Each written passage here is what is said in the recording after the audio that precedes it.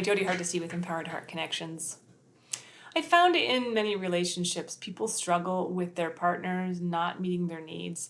And sometimes this is because one partner is uber competent and does everything. And then the other partner's like, well, they're doing everything, so it must be fine. And often the Uber caretaker or the Uber person who is competent is feeling exhausted and overwhelmed and burnt out, but doesn't really understand why the other partner is not picking up the slack or doing their part.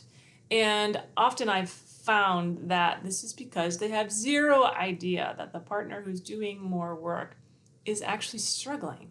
Because usually when we're uber competent and we're uber caretakers, we end up taking care of everything, and nobody even knows that there's stress going on, that it's hard, it's overwhelming and a little exhausting, and your plate is maybe way too full. So it's important to make sure that you're not enabling your partner to be taken care of. And this is a difficult shift in dynamics that can take a lot of work to get back on track. So, for example, if you are frustrated because you took out the trash and you left the trash on the stairs for your partner to bring back upstairs and put back in the container or in the area it belongs, and when they went upstairs, they walked right past it. They didn't even look at it.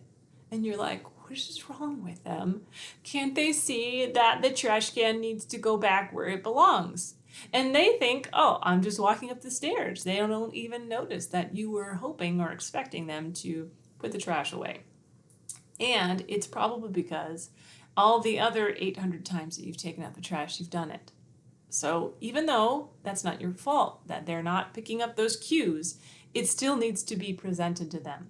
So if you are continuing to just feel frustrated and do all of the work anyways, and then your partner's wondering why you're frustrated and lashing out at them, that can be kind of enabling that dynamic. So making sure that you are, first of all, again, I say this probably in every video, not expecting your partner to be psychic. Not many people have psychic powers. And especially if you're getting things done, they don't need to do them, right? So if you're doing everything, they don't need to pick up any slack because you're already doing it. So this is where the conversation part comes in, is, hey, I've been trying to maybe do too much, or I've been trying to kind of overcompensate for my stress level of wanting things done in a certain way or wanting things done in a certain time frame. And instead of asking you for help, I just do everything and then I get frustrated. And that way your partner will be really probably surprised, a little shocked that maybe this is happening because they just figured everything was fine, right? Because you've been taking care of everything. So taking a little time to give them some information that, okay, hey, it's not that I love doing all of the work, it's just that I feel like it's really important to me and I really want to get it done, and so I end up maybe doing things that I should maybe ask for help for. So there's two parts to this, right? So the one part is, yeah, it would be really nice if your partner would step up and start offering to do things for help. But the other piece is, often I see with people who are Uber caretakers is not only are they Uber caretakers, but they're also really like to do things the way they want them done. So it's going to take a little bit of letting go of control in some of those situations where if you want your partner to do the dishes, then you have to let them do the dishes. And you can't Uber nitpick everything that they do. Well, that dish needs to be upright more, or that dish needs to be on the lower rack and that needs to be on the upper rack. Now, you can have these conversations every once in a while. Obviously, you don't want to put plastic things on the bottom. Those are some things that are just technically not going to work well whenever the hot water's coming up and melting the plastic dishes. But if it's things like, hey, I want the cups on the left half of the top shelf and not on the right half of the top shelf, that's something that you're going to have to work on letting go. So this is what I find is whenever people are Uber caretakers is it is partly because your partner's not doing it, but partly because you've already done it, and partly because you like the way you do it. So it can take a little bit of soul searching on what you're willing to let go of and what you're willing to work through in order to delegate some of those responsibilities in a way that's going to be effective. And that doesn't mean that you can't get some clarity, like, I've talked about before. My husband doesn't like the way I do his laundry, and I don't like the way he does my laundry because we're both particular about it. So those are some things that we don't do for each other. We just let each other do that, and we give each other that freedom to do each other's laundry or do your own laundry as you want to do. And that's fine. But we both do like to help each other do the dishes or with cooking or with other chores. And some things we do very differently. Like I know sometimes he'll be cooking something, I'm like, why are you doing it that way? But rather than saying that, I go, he's cooking, yay, that's awesome. Right? So some of these things you have to keep to yourself. Like if he's not, mixing up the ground beef in a way that you think he should because that's not the way you do it, is it wrong? Not necessarily. Is it different? Probably, and that's okay. So making sure that you are checking yourself and your own, like, okay, is this my own perfectionism or my own standards that aren't necessarily right or wrong? Or is this actually something that's going to cause problems like melting the plastic dishes in the bottom of a dishwasher? So making sure, are these things that we need to actually talk about just strategically, hey, this is not going to work if we put the plastic dishes in the bottom of the dishwasher, or is this the way he mixes up the ground beef might be different than the way I do, but he's still mixing it up. It's still getting the same result, and that's okay, and I can take a deep breath and not overly focus on that. So separating what your needs and wants are and your preferences from what is a necessity. So that is, again, for chores. Okay, so are you really particular about the way you mop the floor? Well, then maybe that should be your job. But if you're not particular about how the sweeping gets done, maybe that is something you can delegate. So evaluating what is for you, what is about, dare I say the control word? What is about feeling like I have a say in things or feeling like I want to get things done in a particular way and there's only one way that's right?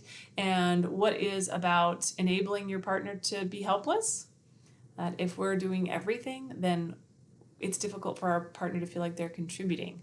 And it may ultimately affect the dynamic of your relationship and may in turn make them feel like they're not competent or capable of being an equal partner. So these are some dynamics that it sounds pretty minor, but it can actually really lead to some conflict, especially if maybe your partner struggles with self-esteem to begin with, and you are maybe just more particular about the way you do things, and they can't seem to meet the expectations that you have. So if every time they load the dishwasher, you're critiquing or criticizing or maybe not grateful or appreciative about it, but maybe more directive and critical about it, then they're learning that whatever they're doing, that they're trying to be helpful potentially or trying to contribute to the household is getting a mixed message. They're getting told that that's not enough. What you do is not enough. The way you do it is not good enough.